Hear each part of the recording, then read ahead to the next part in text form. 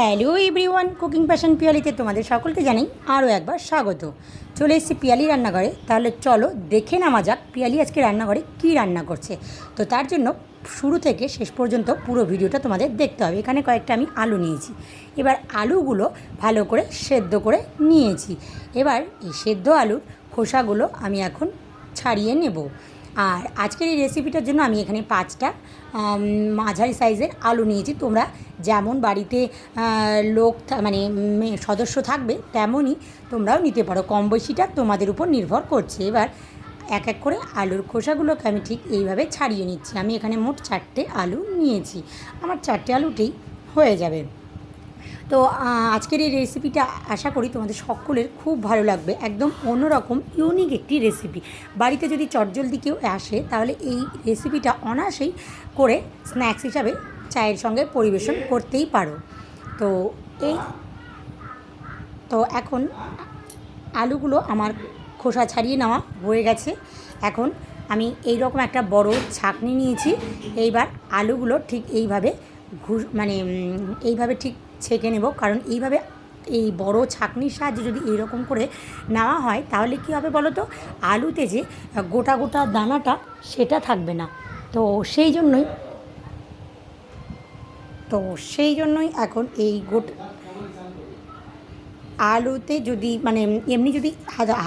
এমনি হাতের সাহায্যে যদি আলুগুলো মেখে নেওয়া হয় তাহলে কিন্তু একটু গোটা গোটা থেকে যায়। আর এখন এর মধ্যে দিয়ে দেবো কর্নফ্লাওয়ারটা আমি এখানে হাফ বাটি দিয়েছি। এবার দিয়ে দেবো ধনেপাতা কুচি, আর দিয়ে দেবো আমি এখানে চিলি ফ্লেক্সটা আমি শুকনো লঙ্কাটাকে তাওয়ায় একটু সেঁকে নিয়ে হাত দিয়ে ডলে নিয়েছি। আর দেবো এখানে কিছুটা পরিমাণ লবণটা তোমাদের পরিমাণ অনুযায়ী দেবে, খুব একটা বেশি লবণ দেওয়ার দরকার নেই।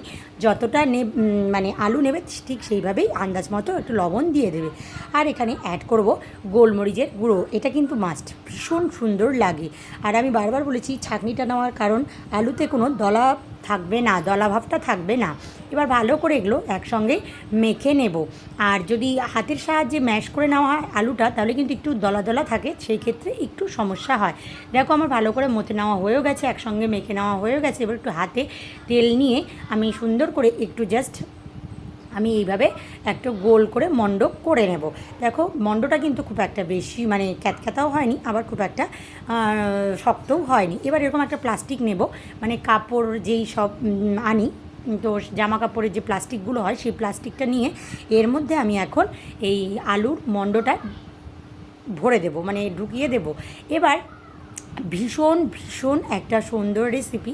আর আশা করি আজকের এই রেসিপিটা তোমাদের সকলের খুব ভালো লাগবে। এবার খুব কম সময়ে চটজলদি একটা স্ন্যাক্সের রেসিপি। এবার আমি একটু হাত দিয়ে হালকা করে প্রেস করে নেব, একটু চেপে নেব।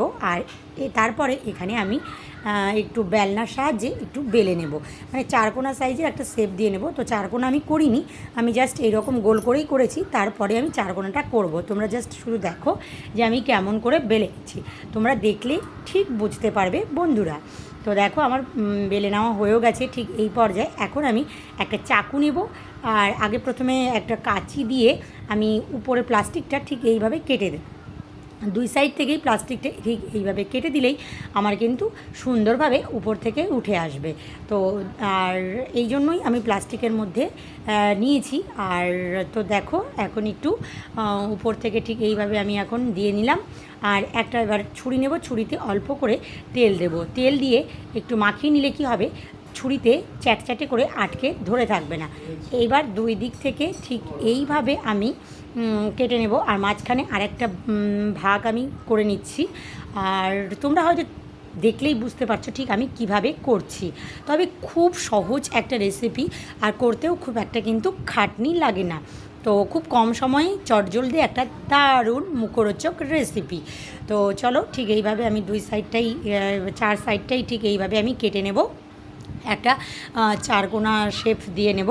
তোমরা দেখলেই বুঝতে পারবে। আর ঠিক এইভাবে কিন্তু এই পর্যায়ে আমি এরকম করে কেটে নিচ্ছি।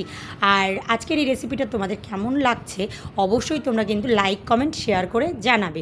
আর আমার মনে হয় এই রেসিপিটা আগে কখনো তোমরা ট্রাই করোনি, তো সেই জন্যই ভাবলাম এইটা কিন্তু বাড়িতে যদি চট করে বিকেলবেলা কেউ আসে, অতিথি আসে, আর যদি তুমি এটা চট করে বানিয়ে দেওয়া যায়, কারণ আলু তো আমাদের ঘরে সব সময় থাকে, আর যদি কর্নফ্লাওয়ার নাও থাকে তাহলে কিন্তু চালের গুঁড়ো দিয়েও এই রেসিপিটা খুব সুন্দরভাবেই তৈরি করে নেওয়া যায়।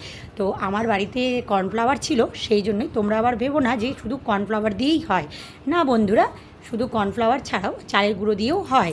তো তখন তোমরা এটা চটজলদি বানিয়ে আর 1 কাপ চা, সত্যি মানে সে খেয়ে প্রশংসা না করে পারবে না। তো দেখো আমার ঠিক এইভাবে 4 সাইড থেকে আমি ওগুলো মানে যেগুলো একটু তেড়াবাঁকা ছিল সেগুলো সব সরিয়ে নিয়েছি, আর ঠিক দেখা সৌন্দর্যের জন্য এইভাবে। আর কড়াইতে আমি তেল দিয়েও দিয়েছি, কড়াইয়ে কিন্তু তেল তেতেও গেছে।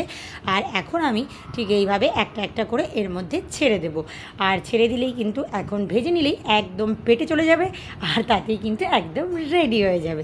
তো দেখো আমি এক দিকটা হয়ে গেছে, এবার অপর প্রান্তটাও আমি ঠিক এইভাবে উল্টে নেব, উল্টে পাল্টে ভেজে নেব। আর একটা কথা বন্ধুরা, এই সময় কিন্তু আঁচটা একদমই মাঝারি রাখবে। প্রথমে যখন তেলটা দেবে তখন হাই ভলিউম রাখবে, আর পরে কিন্তু একদম মাঝারিভাবে রাখবে, তাহলে দেখবে খুব সুন্দরভাবে এই আলুর এই কি বলবো ফ্রেঞ্চ ফ্রাইটা, পটেটো ফ্রেঞ্চ ফ্রাইটা খুব সুন্দরভাবে সেদ্ধ হয়ে যাবে। তো দেখো এখন আমি কয়েকটা ভেজে নিলাম, আরও কয়েকটা এখন ছেড়ে দেবো, আর এক এক করে আমি এইভাবেই সমস্ত পটেটো ফ্রেঞ্চ ফ্রাইগুলো এইভাবেই ভেজে নেব। তো এটা মানে কি বললাম, এটা যদি তোমরা বাচ্চাদের টিফিন বক্সেও দাও তাহলে ওরা ভীষণ সুন্দরভাবে খেয়ে নেবে, আর মুচমুচেটা কিন্তু অনেকক্ষণ পর্যন্তই থাকে, আর একদম খাস্তা এবং মুচমুচে হয়। তো আর যদি তোমরা খুব তাড়াতাড়ি মানে হাই ভলিউম দিয়ে দাও তাহলে কি হবে, খুব তাড়াতাড়ি উপর থেকে মানে রান্নাটা হয়ে যাবে, মানে ভাজাটা হয়ে যাবে, আর ভেতরে কিন্তু কাঁচা কাঁচা থেকে যাবে। আর যদি তোমরা একটু মাঝারি আঁচে মানে মাঝারি ভলিউমে রেখে এইটা ভাজো তাহলে কিন্তু ভেতর থেকেও খুব সুন্দরভাবে রান্না হয়ে যাবে। তো আজকের এই রেসিপিটা তোমাদের কেমন লাগলো তোমরা অবশ্যই লাইক কমেন্ট শেয়ার করে জানাবে। আর যারা যারা আমার চ্যানেলটাকে এখনও সাবস্ক্রাইব করোনি তারা প্লিজ ওই সুন্দর সুন্দর আঙুলগুলি দিয়ে সাবস্ক্রাইব করে আমার পাশে থেকো। আর যারা ফেসবুক পেজ থেকে দেখছো তারা প্লিজ পেজটাকে ফলো করে দিও। আর খুব ক্রিস্পি এবং খাস্তা একটা রেসিপি।